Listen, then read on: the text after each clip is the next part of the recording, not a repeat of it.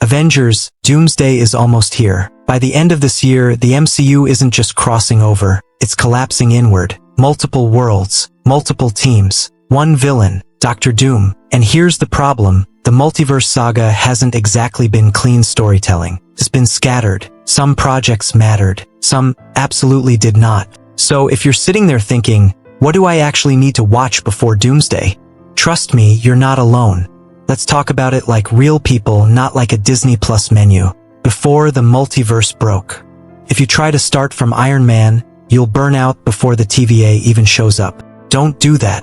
Your real starting line is Infinity War and Endgame. That's the last time the Avengers felt whole. That's where the cracks begin. Half the universe dies, the team falls apart, and the MCU never really recovers from it, narratively or emotionally. Everything that comes after is fallout. When reality starts slipping, the first real warning sign is WandaVision, a sitcom on the surface, grief weaponized underneath. This is where reality stops being stable, and where the MCU quietly tells you, things aren't normal anymore. Then comes Falcon and the Winter Soldier, which feels grounded until you realize it's about leadership, about who replaces legends. Sam Wilson doesn't just become Captain America here.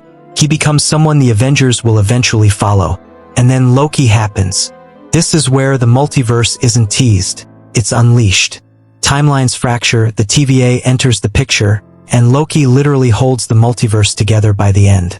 Kang may be gone, but Loki's role absolutely isn't. New heroes, old ghosts.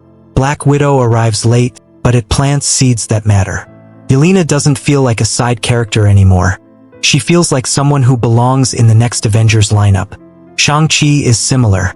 One movie, one introduction, and yet the 10 rings feel bigger than him, ancient, cosmic, and very likely tied to what's coming. Eternals? Honestly, it feels like a side quest Marvel forgot to return to. The multiverse goes public. No Way Home is when the multiverse stops being theory and becomes spectacle.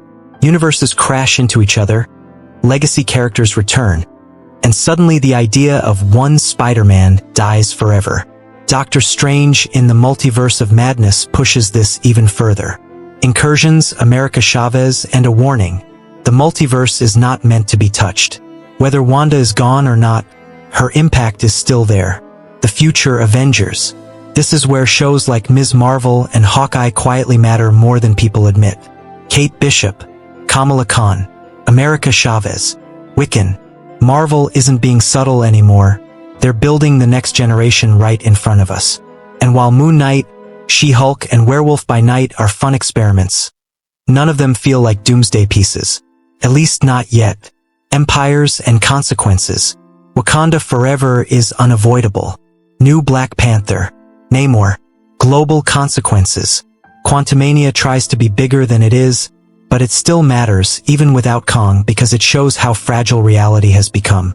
Then comes Secret Invasion, which quietly tells us something terrifying. You might not know who's human anymore. The multiverse explodes. The Marvels does something massive and then barely reacts to it. Monica Rambeau ends up in an X-Men universe.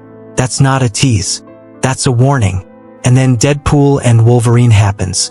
The TVA returns. Anchor beings are introduced. Rules are broken openly. The multiverse isn't sacred anymore. It's a playground. This is the tone shift. The end is being assembled. By the time we reach Brave New World and Thunderbolts, the MCU stops pretending this isn't an Avengers rebuild. New Captain America, new Avengers team, and finally Fantastic Four, first steps. Dr. Doom is no longer an idea. He's here. With Spider-Man, brand new day right before Doomsday, it's clear Marvel is stacking the board carefully. One last thing you shouldn't ignore. Before Doomsday hits, go back and watch the original Fox X-Men trilogy.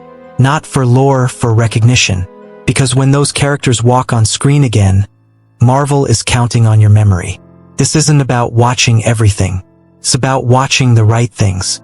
Because Avengers, Doomsday isn't just another crossover. It's Marvel asking one question: what still matters when everything is breaking?